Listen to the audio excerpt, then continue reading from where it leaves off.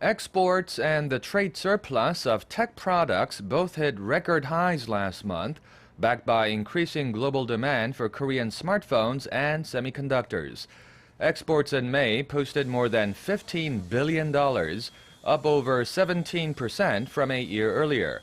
The figures are based on data from the Ministry of Science, ICT and Future Planning and the Trade Ministry. The tech sector's trade surplus also hit an all-time high of $8.25 billion, up 23.6% from the previous year. Experts say IT powerhouse Korea seems to be weathering the global economic downturn, logging brisk sales. Korea's tech exports accounted for about 30% of the country's total overseas shipments.